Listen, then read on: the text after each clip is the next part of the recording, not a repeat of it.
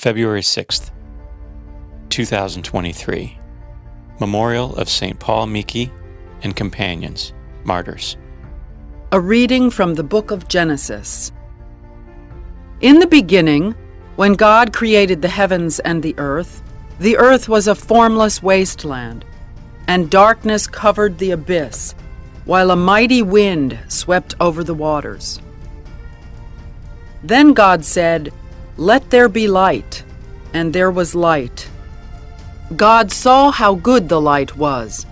God then separated the light from the darkness.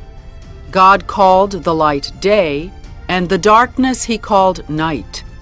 Thus evening came, and morning followed, the first day.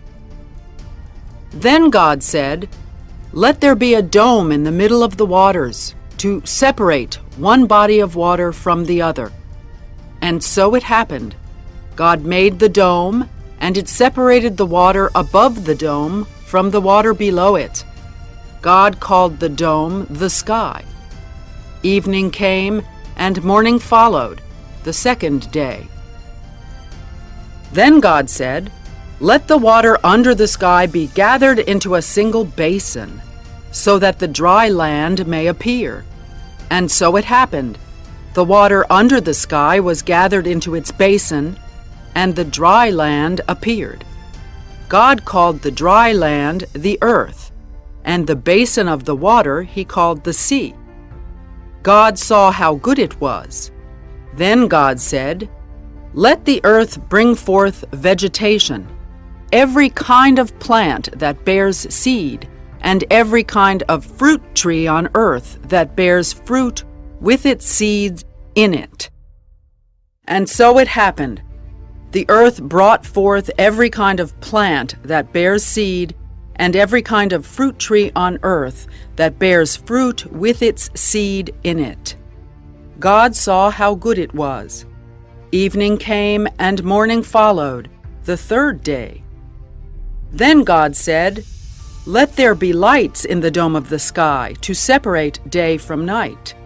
Let them mark the fixed times, the days and the years, and serve as luminaries in the dome of the sky, to shed light upon the earth." And so it happened. God made the two great lights, the greater one to govern the day, and the lesser one to govern the night, and he made the stars. God set them in the dome of the sky, to shed light upon the earth, to govern the day and the night, and to separate the light from the darkness. God saw how good it was. Evening came, and morning followed, the fourth day.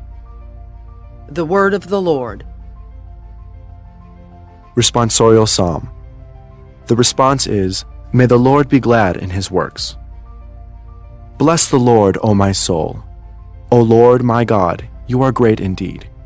You are clothed with majesty and glory, robed in light as with a cloak. May the Lord be glad in his works.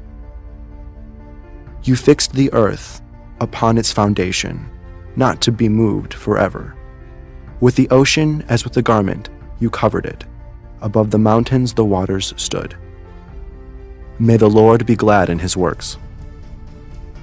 You send forth springs into the watercourses that wind among the mountains. Beside them the birds of heaven dwell. From among the branches they send forth their song. May the Lord be glad in his works. How manifold are your works, O Lord! In wisdom you have wrought them all. The earth is full of your creatures. Bless the Lord, O my soul. Alleluia. May the Lord be glad in his works. A reading from the Holy Gospel according to Mark. After making the crossing to the other side of the sea, Jesus and his disciples came to land at Gennesaret and tied up there. As they were leaving the boat, people immediately recognized him. They scurried about the surrounding country and began to bring in the sick on mats to wherever they heard he was.